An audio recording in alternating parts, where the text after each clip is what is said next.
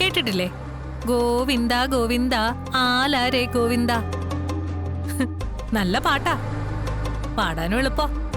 സുസ്മിതെ, ഞാൻ ഉയിര് പോയ അവസ്ഥയില ഇങ്ങോട്ട് വന്നത്. വെറുതെ കുത്തി നോവിക്കാതെ. നീ ഇങ്ങനെ ദേഷ്യപ്പെട്ടാലോ? രോഹിത്തെ, ഇതും ഇതിനപ്പുറവും സംഭവിക്കുമെന്ന് കരുതി കൂട്ടി വേണമായിരുന്നു ഇതിനായിട്ട് ഇറങ്ങാൻ. ജീവിതത്തിൽ ഏത് ബിസിനസ്സാ റിസ്ക് എടുക്കാതെ നേടിയിട്ടുള്ളത്? പണം ഉണ്ടാക്കണോ? അതിന് അതിൻ്റെതായ ബുദ്ധിമുട്ടുകളും ഉണ്ട്. പക്ഷേ ഇതിപ്പോ പോലീസ് കേസാവും, ഞാൻ അകത്ത് പോവും. അകത്ത് പോവെങ്കിൽ പോണം. ചുമ്മാ പറയുന്നതല്ല, നാട്ടിൽ നിൽക്കുന്നതിനേക്കാൾ സുഖം ജയിലിൽ കിടക്കുന്നതാ.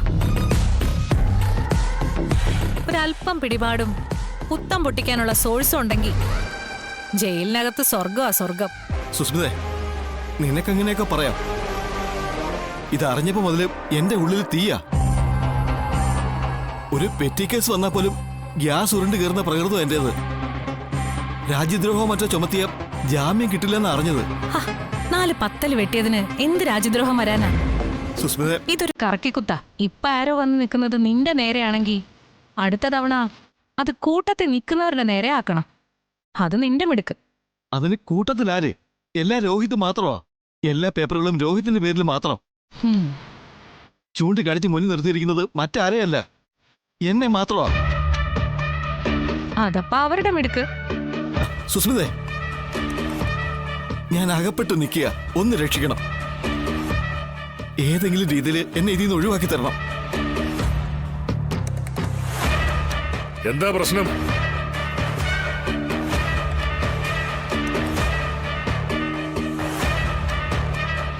ഇവൻ എന്തൊക്കെയാ മോളെ കിടന്ന് പറയുന്നേ? എന്തൊഴിവാക്കുന്ന കാര്യമാ? മരമുറി കേസങ്ങ് ആടി ഒലഞ്ഞല്ലോ ചിറ്റപ്പ. രോഹിത് പകുതി ഉയര് പോയി നിൽക്കുക. അകത്ത് പോവെന്നുള്ള ഭയം. അത്രേ ഉള്ള കാര്യം? എടാ, ഞാൻ കരുതി ഏതോ മലമറിക്കുന്ന കാര്യമായിരിക്കും. എടാ മോനെ, ഇത് വലിയ കാര്യമുള്ള കേസൊന്നുമല്ല. ഒരു അന്വേഷണം ഉണ്ടാവുന്നുള്ള കാര്യം ഉറപ്പാണ്. അതിന് ഈ അകത്ത് പോകേണ്ട കേസൊന്നുമല്ല. പക്ഷേ പകരം വീട് കൊടുത്ത സ്ഥലമുണ്ടല്ലോ, അതങ്ങ് പോയേക്കും. സത്യമായിട്ട് വീട് പോവോ? എടാ, അത് പോയാ നിനക്കെന്താടാ? എടാ, നിനക്കായിട്ട് അവിടെ ഒരു പുണ്ണാക്കും ഇല്ലാത്ത സ്ഥിതിക്ക് അത് ഇടിച്ചു പൊളിച്ച് അതിന്റെ അസ്ഥിവാരം തോണ്ടുന്ന കണ്ട് ആനന്ദിക്കല്ലോടാ വേണ്ടത്. അല്ല, അത് പറ്റില്ല. ഒരുപാട് സങ്കടങ്ങൾ എനിക്ക് തീർത്തു തന്ന വീടാ അത്. ഞാനൊരു അനാഥനല്ലെന്ന് ഒരിക്കൽ അറിയിച്ചു തന്ന വീടാ. അത് ഇടിച്ചു പൊളിച്ച് കളയേണ്ടി വരുമെന്ന് ഓർക്കുമ്പോ ചങ്കിനകത്തുനിന്ന് തീയാ വരുന്നേ. അത് തടയാൻ എന്തെങ്കിലും ഒരു മാർഗമുണ്ടോ? ഞാൻ കാല് പിടിക്കാം. കണ്ടോ ചിറ്റപ്പ, രോഹിത്തിന്റെ ഉള്ളിൽ ഇപ്പോഴും സത്യഭാമയോടുള്ള ഭക്തിയും ബഹുമാനവും വളർന്നു പന്തലിച്ച് അങ്ങനെ തന്നെ നിൽക്കുക. കൂറവിടെയും ചോറിവിടെയാണോ? അല്ല, അങ്ങനെ ചിന്തിക്കൊന്നും വേണ്ട. ആ വീടിനോട് ഒരു ബന്ധം, അതുകൊണ്ട് പറഞ്ഞതാ. എങ്കിലേ ആ വീട് നിന്റെ പേരിലേക്ക് വാങ്ങിച്ചു തന്നാലോ? എടാ, സത്യ പറയുന്നേ. എടാ, നിന്റെ ഓർമ്മകൾ ഉറങ്ങുന്ന വീടല്ലേ? അത് നിന്റെ പേരിലേക്ക് എഴുതി ഒപ്പിട്ട് തരുന്നത് കൊണ്ട് നിനക്കെന്തെങ്കിലും ബുദ്ധിമുട്ടുണ്ടോ എന്നാ ഞാൻ ചോദിച്ചത്. അതില്ല. ആ വീടെനിക്ക് അന്യാധീനപ്പെട്ട് പോകരുത്. കണ്ടോ ചിറ്റപ്പ, നമ്മൾ ഉദ്ദേശിച്ച കാര്യങ്ങൾ തന്നെയാ രോഹിത്തിന്റെ മനസ്സില്. പക്ഷെ കുറച്ച് വളഞ്ഞ വഴി കൂടെ അവതരിപ്പിച്ചു എന്ന് മാത്രം. എന്നാ പിന്നെ ഇനി വരാൻ പോകുന്ന കാര്യങ്ങള് ഞാനത് ചുരുക്കി സൂചിപ്പിക്കാം. എടാ, ആ വീടും പറമ്പും സർക്കാർ ജപ്തി ചെയ്താൽ സർക്കാർ തന്നെ അത് ലേലത്തിൽ വെക്കും. ആ ലേലം നമ്മൾ തന്നെ പിടിക്കും, ഉപേന്ദ്രന്റെ സഹായത്തോടെ. എന്നിട്ടത് നിന്റെ പേരിലേക്ക് അങ്ങ് ആക്കിത്തരും. സ്വപ്നം കണ്ട വീട് സ്വന്തം കൈവെള്ളയിലേക്ക് ഒരു മുതൽ മുടക്കും ഇല്ലാതെ വന്നു ചേർന്ന് കണ്ടോ? അതാ ശുക്രന്റെ ഒരു കളി. അത് ഉച്ചസ്ഥായി നിന്നാ ഉണ്ടല്ലോ, നീ നിൽക്കുന്നിടം വിഷ്ണു ലോകമാ. അപ്പൊ കോളടിച്ചല്ലോ. സമ്പത്തും ഐശ്വര്യവും ഒരു തരി ബ്ലോക്ക് പോലും ഇല്ലാതെ വന്ന് കേറുന്നേ. എല്ലാത്തിനും സ്മരണ വേണം കേട്ടോ, സ്മരണ. അതുണ്ടാകും ഈ ജീവിതകാലം മുഴുവൻ. കൊള്ളാം, നല്ലൊരു തീരുമാനം. രോഹിത്തെ, ഞങ്ങളൊപ്പം നിന്നാലേ നിനക്ക് സ്വപ്നം കാണാൻ പോലും പറ്റാത്ത പലതും നിന്റെ പേരിലേക്ക് വന്നു ചേർന്നുകൊണ്ടേയിരിക്കും. അതങ്ങ് കൂടെ നിന്ന് തൊണ്ട തൊടാതെ വിഴുങ്ങിയാ മതി. ഞാൻ പറഞ്ഞില്ലേ, എന്നെ ഞാനാക്കിയതും എന്നെ ശരിക്കും അറിയാൻ ശ്രമിച്ചതും നിങ്ങൾ രണ്ടുപേരാ. മരണം വരെ ഞാനത് മറക്കില്ല. അപ്പൊ സത്യഭാമയുടെ സാമ്രാജ്യത്തിന്റെ അടിത്തറ ഉരുകി തുടങ്ങി. ഇനിയുള്ളത് കലിയുടെ കളിയാട്ടം. മാറി നിന്ന് നമുക്കിനി ആ ആട്ടം കാണാം. കലിയുടെ എല്ലാം സംഹരിക്കുന്ന ഒടുക്കത്തെ ആട്ടം.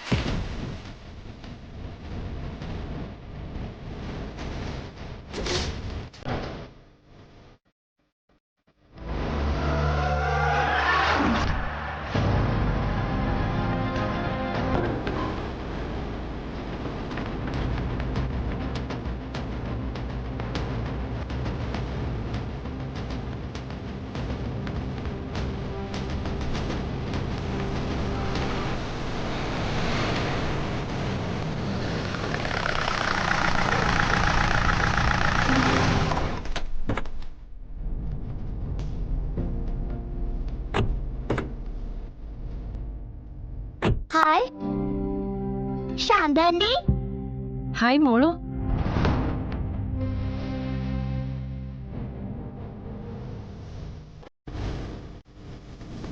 കൊറേ നാളായല്ലോ കണ്ടിട്ട്. അത് ഞാനിവിടെ വരുന്ന സമയത്ത് ശാന്താന്റി ഇവിടെ ഇല്ലാത്തോണ്ടാ. വിഷ്ണു കുഞ്ഞ് കയറിയിരിക്കേ. ശാരദാമ്മ സത്യമോളെ വിളിക്കാൻ പോയിരിക്കുവാ. അവരും വരാൻ വൈകുവോ? അറിയില്ല, പോയിട്ട് കുറച്ചു നേരമായി. ചിലപ്പോ ഇപ്പൊ വരുമായിരിക്കും. എന്തെങ്കിലും പറയണോ? വേണ്ട, ഞാൻ വിളിച്ചോളാം. ശാലിനി കുഞ്ഞ് ജോലി കഴിഞ്ഞ് വരാറായിട്ടില്ല. അത് ഇനിയും വൈകും. ചിലപ്പോ ഇരുട്ടിയിട്ടേ വരൂ. എന്തെങ്കിലും മീറ്റിങ്ങോ മറ്റോ ഉണ്ടെങ്കിലോ അതും കഴിഞ്ഞിട്ടേ വരൂ. ശാലിനി അവിടെ നിന്ന് ഇറങ്ങി, പക്ഷെ ഇവിടെ വന്നിട്ടില്ല. ഇതെവിടെ പോയി? പോകാൻ സാധ്യതയുള്ളത് ഇപ്പൊ എവിടെയാ? ആരോടൊപ്പം ഒന്ന് ചോദിക്കേ. അനുവിനൊന്ന് വിളിച്ചു നോക്കിയാലോ. പപ്പിമോളെ, പിന്നെ എന്തൊക്കെയുണ്ട് വിശേഷങ്ങള്? സുഖം ആന്റി.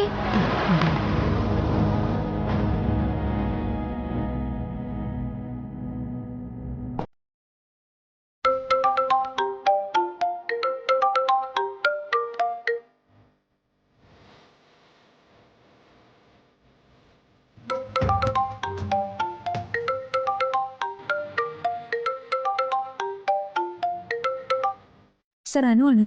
ശാലിനി എന്നെ വിളിച്ചിരുന്നോ? ഇല്ല സർ. ഇവിടെ വീട്ടിലെത്തിയിട്ടില്ല. എവിടെ പോയിന്നൊരു അറിവുമില്ല. പിന്നെ അനു ഒന്ന് അന്വേഷിച്ചേക്കണേ. പോയിരിക്കാൻ സാധ്യതയുള്ള പരിചയക്കാരെ വീട്ടിലൊക്കെ ഒന്ന് തിരക്കേക്കണേ.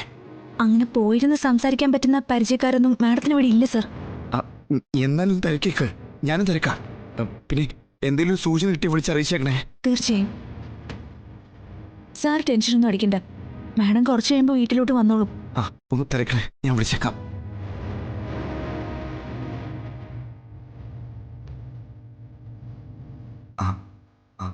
എനിക്ക് 2-3 പേരും കാണാണ്ട്. അതുകൊണ്ട് പപ്പിമോള് ഇവിടെ നിന്നോട്ടെ. രാത്രി ഞാൻ വന്ന് കൂട്ടിക്കൊണ്ട് പോക്കോളാം. അതിനെന്താ, ഞാൻ നോക്കിക്കോളാം. വിഷ്ണുമാൻ പോയിട്ട് വാ. പിന്നെ വിശ്വസിച്ച് പോയിട്ട് പെട്ടെന്ന് വരാം കേട്ടോ.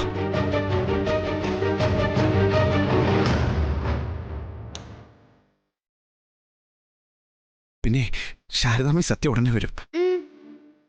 സത്യം വന്നാ പിന്നെ മോൾക്ക് പിന്നെ സത്യയോടൊപ്പം കളിക്കല്ലോ. അതിനെന്താ, വിഷ്ണുച്ചൻ പോയിട്ട് വാ, ഞാനിവിടെ നിന്നോളാം.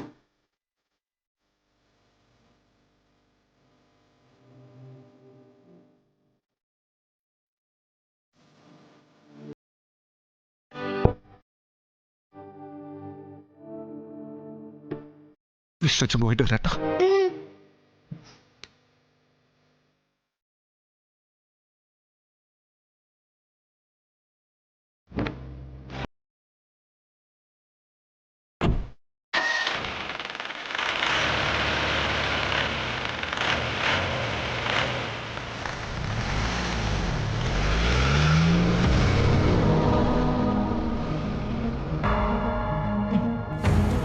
മോക്ക് കുടിക്കാൻ എന്തെങ്കിലും എടുക്കട്ടെ? കാപ്പി വേണോ ചായ വേണോ? ഇപ്പൊ ഒന്നും വേണ്ട ശാന്താന്റി. സത്യ വന്നിട്ട് ഞങ്ങൾ ഒരുമിച്ച് കുടിച്ചോളാം. ശരി, എന്നാ മോള് ദാ അവിടെ പോയിരിക്കേ. ശാന്താന്റിക്ക് കടയിൽ കുറച്ചുകൂടെ പണി ബാക്കിയുണ്ട്.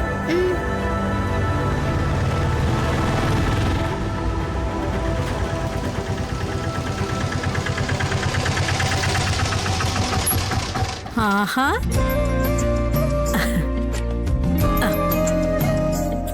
Hi puppy. ഹായ് സത്യേ.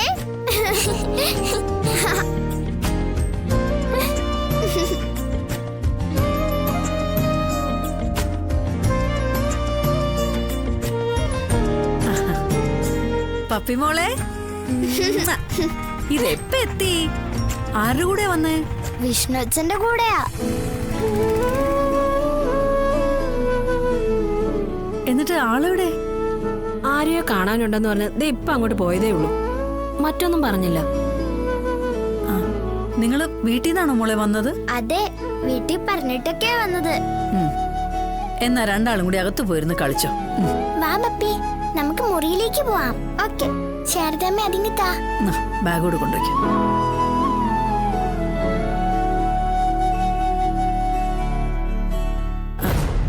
എന്തിനായിരിക്കും വിഷ്ണു വന്നത്? പപ്പിയും കൊണ്ടിങ്ങനെ വരാത്തതാണല്ലോ.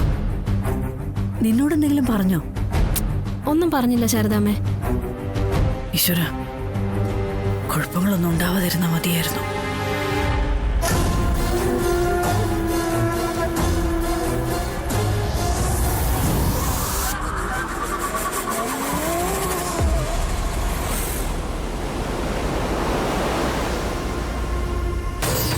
എന്താ ശാനെ, വല്ലതൊരു പന്തികേട് പോലെ?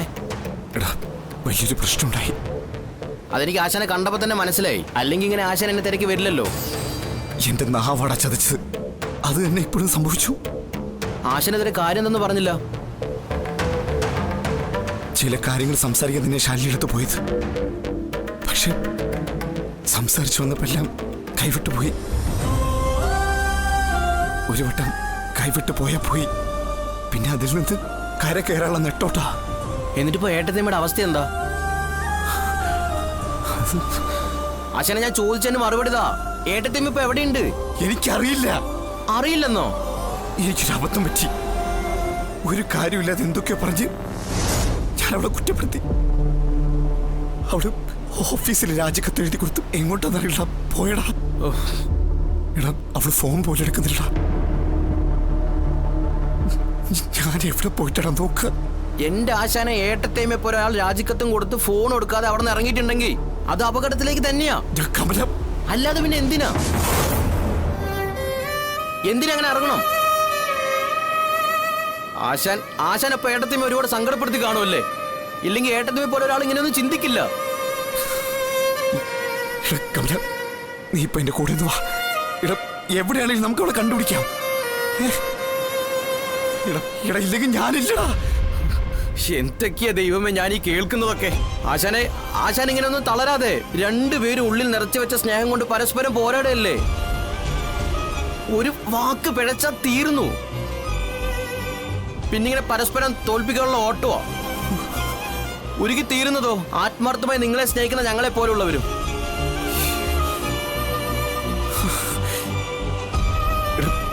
മൊബൈൽ ചാർജിലെത്ത ഈ നിമിഷം വിളിച്ച് ആരും അറിയൂല. എല്ലാത്തിനും നമുക്ക് വഴി ഉണ്ടാക്കാം ആശാനെ. എനിക്ക് വെപ്രാളാവാടാ. ആശാൻ ടെൻഷൻ അടിക്കല്ലേ, നമുക്ക് അന്വേഷിക്കാം. ഏട്ടത്തിയമ്മയ്ക്ക് അങ്ങനെ പൂർണ്ണമായിട്ട് ആശാനെ വിട്ടുപോകാൻ പറ്റില്ല. ആശാനെ, നമുക്ക് കൊണ്ടുവരാം ആശാനെ. എവിടെ ഉണ്ടെങ്കിലും കൊണ്ടുവരും.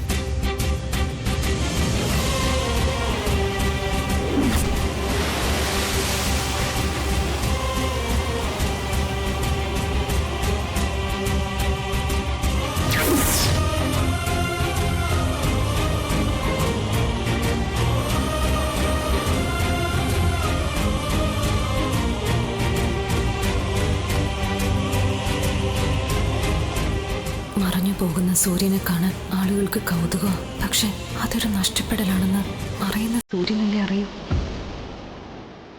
നാളെ ഉദിക്കുകയോ ഉദിക്കാതിരിക്കുകയോ അതല്ല വിഷയം. അസ്തമ സമയത്തെ വിങ്ങൽ അത് അനുഭവിച്ചറിയുക തന്നെ വേണം.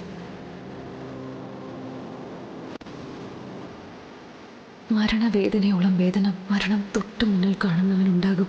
എങ്കിലും ജീവിതം കൈപ്പിടിയിൽ ഒതുങ്ങാത്തവരെത്തിപ്പെടുന്നത് മരണത്തെ മുഖാമുഖം കാണുന്ന ഈ ഒരവസ്ഥയിൽ തന്നെ. ഞാൻ എൻ്റെ അമ്മയെയോ അനുജത്തെയോ മോളെയോ വിളിച്ചിട്ടില്ല. കാരണം എൻ്റെ ജീവിതം എൻ്റെ കയ്യിൽ നിന്നും പൂർണ്ണമായും വിട്ടു.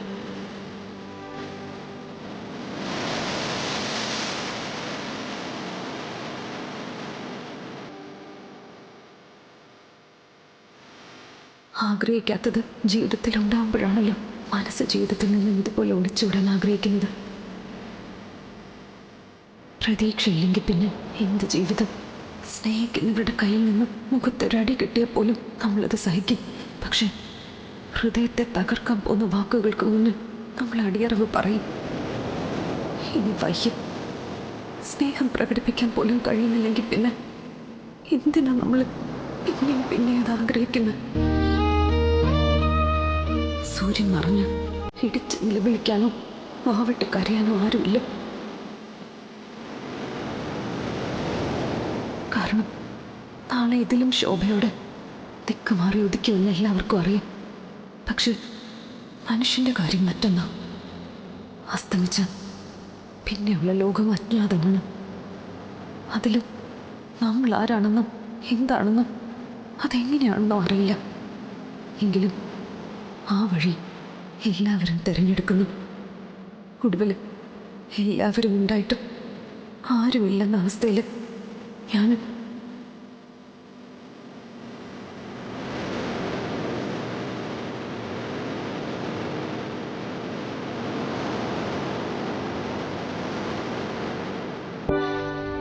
വിശ്വാസം അത് നഷ്ടപ്പെടുമ്പോൾ ഇതുപോലെ ഓരോ ജീവനും നഷ്ടപ്പെടും.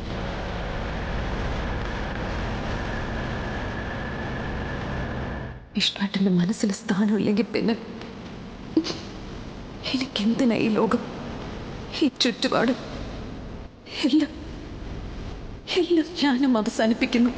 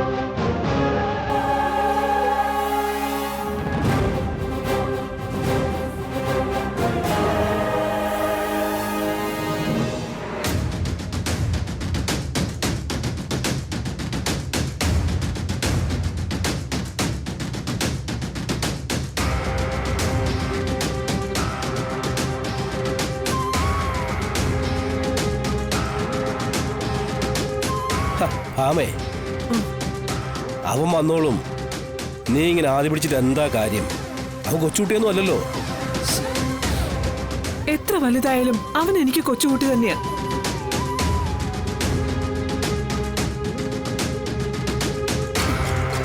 വരാൻ വൈകുമെങ്കിൽ അവനൊന്ന് വിളിച്ചു പറഞ്ഞൂടെ?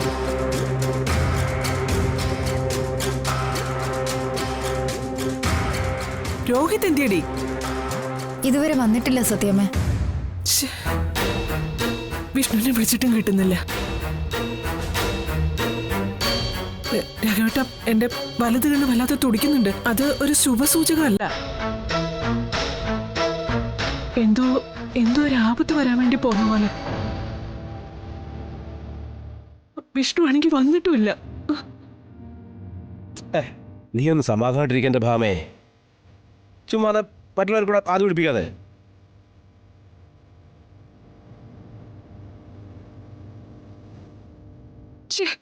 ആ കമലിനെ പോലും വിളിച്ചിട്ട് കിട്ടുന്നില്ല.